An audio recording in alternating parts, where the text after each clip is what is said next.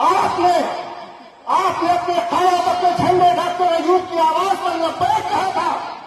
इसी मैदान की सरजमीन पर तो अच्छे अच्छे ब्राह्मण ठाकुर तमाम लोग आपके साथ खड़े हो गए, आपके शाना बसाना चलने लगे। डुमरियागंज में सैदानंद पांडे आपके साथ खड़े हुए, आप किसी मैदान में त्रिपाठी भी आपके साथ खड़े हुए। तमाम समाज के लोग आपसे जुड़ते गए, आप काशी राम की तरह आगे बढ़ते हुए नजर आ रहे थे।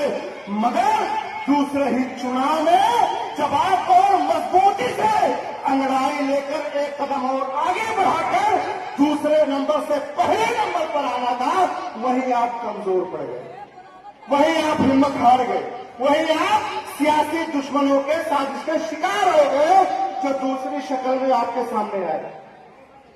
मेरे अजीज साथियों, क्या आपने नहीं देखा इस 18-19 साल के डॉक्टर अयूब और पीस पार्टी के संघर्ष में? आपने नहीं देखा कि आपके कायद डॉक्टर अयूब को कैसे कैसे रोकने की कोशिश की गई? क्या आप भूल गए 2011 में जब दिल्ली से आकर मुजफ्फराबाद में आपके कायद पर गोलियां चली थी, उनके पैर को फ्रैक्चर करके जान से मारने की कोशिश की गई थी कि डॉक्टर अयूब को रोक दिया जाए? आप भूल गए जब डॉक्टर अयूब जैसे एक नमाजियों पर बलात्कार का इल्जाम लगा के जब आप ईद की नमाज में अपने बच्चों के साथ खुशियां मना रहे थे, तो आपका कायद आपके बच्चों को ताकत देने के लिए ईद की नमाज जेल के सलाखों के पीछे पड़ रहा था। आप भूल गए कि हिंदुस्तान की जो सबसे बड़ी मुस्लिम दशा होती है, से जिसको राष्ट्रद्रोह का मुकदमा किया जाता है, सिर्फ इसलिए कि डॉक्टर अयूब ने कहा कि हम निजाम मुस्तफा चाहते हैं, जहां पर तमाम समाज के लोगों को इज्जत के साथ जीने का हक और अधिकार है, जो मेरे नबी ने मदीना में करके दिखाया। हर समाज को इंसाफ दिया था, वही समाज वही इंसाफ डॉक्टर अयूब देना चाहता है। इतने में डॉक्टर अयूब को एनएसए लगाकर जेल के सलाखों के पीछे भेजा गया। आप भूल गए सारी चीजों को, आप भूल गए आपके लिए कौन लड़ रहा है, आप भूल गए कितना होगा तो डॉक्टर अयूब एक पूर्व विधायक की शक्ल में नहीं बल्कि राज्यसभा की सांसद की शक्ल में बैठे होते।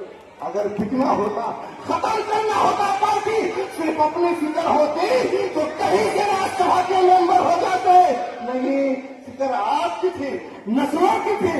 आज जो 20 साल के हैं, 4 साल के थे, आज से 16 साल पहले जब हर गलियों में सपा बसपा कांग्रेस के लोग आते थे तो खड़े होकर आप कहते थे कि चले जाओ, दरवाजा बंद है, ये डॉक्टर अयूब का घर है, ये डॉक्टर अयूब का घर है, ये मेरे कायद का घर है।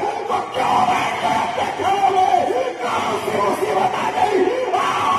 कल से ज्यादा आज जरूरत है खड़े होने की और डॉक्टर अयूब के सामने दोनों हाथों को खड़े होकर ये ऐलान करो कि पूरा संत कबीर नगर जलियाबाद को एक निकाल नहीं, इंशाअल्लाह पूरा उत्तर प्रदेश डॉक्टर अयूब आपकी ताकत में अपने झंडे के साथ आपके साथ नजर आएगा।